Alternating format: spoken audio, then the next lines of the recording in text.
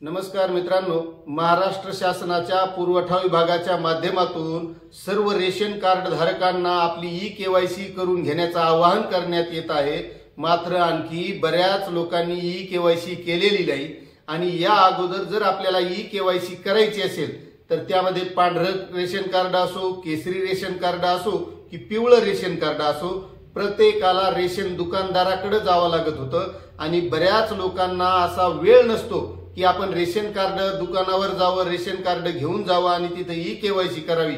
आणि बरेच ration card धारक हे रेशन कार्ड सुद्धा घेत नाहीत, म्हणून त्यांना वाटतं की आपल्याला काय करायची गरज आहे, आपण तर रेशन घेत नाही।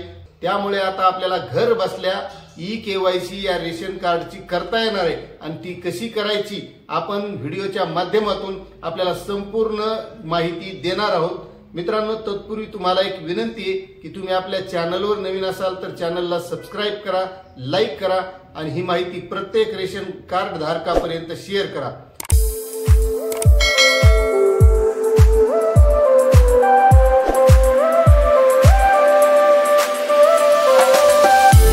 तर मित्रांनो, आपल्याला जर ई-केवायसी करायची असेल तर या अगोदर त्या रेशनच्या दुकानावर जावं लागायचं, तिथे रांगा लागलेला असायच्या किंवा तो रेशन कार्ड दुकानदार रेशन वाटत बसलेला असायचा आणि अशा वेळेस बऱ्याच लोकांकडे वेळ नसतो, कारण जग बिझी झालेलं आहे।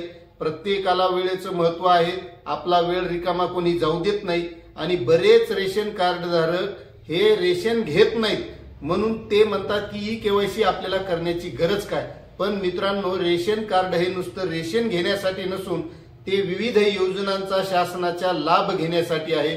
आपल्याला शैक्षणिक कुठे स्कॉलरशिपचा अर्ज भरायचा असेल, अशा बऱ्याच योजना आहेत, त्या योजनांसाठी आपल्याकडे रेशन कार्ड असणं गरजेचं आहे।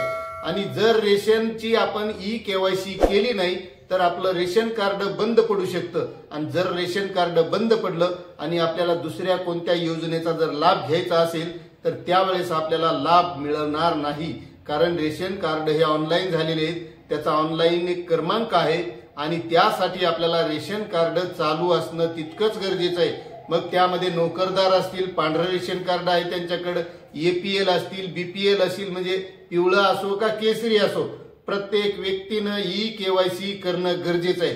आणि तीच ई-केवायसी प्रत्येकाच्या घरी मोबाईल आहे आणि मोबाईलच्या माध्यमातून ही ई-केवायसी घर बसल्या आपल्या कुटुंब जे आहेत, जे रेशन कार्डवर जेवढे नावं आहेत, प्रत्येकाची ई-केवायसी घर बसल्या कशी करायची हेच आपण या व्हिडिओच्या माध्यमातून शिकवणार आहोत। त्यामुळे तुम्ही चॅनलला सबस्क्राइब करा आणि तो व्हिडिओ आपण 2 ॲप आहेत ते ॲप डाउनलोड करून मग आपल्याला ई-केवायसी करताना आहे। आणि जर तुम्हाला ई-केवायसी घर बसल्या कशी करायची हे शिकायचं असेल तर चॅनलला सबस्क्राइब करा। आपण पुढील व्हिडिओमध्ये त्या संबंधित सविस्तर व्हिडिओ मोबाईलवर ई-केवायसी कशी करायची त्या संबंधीचा आणणार आहोत। त्यामुळे तुम्ही आणखी सबस्क्राइब केलं नसेल तर चॅनलला सबस्क्राइब करा, लाईक करा आणि ही माहिती प्रत्येक रेशन कार्ड धारकापर्यंत शेअर करा। धन्यवाद।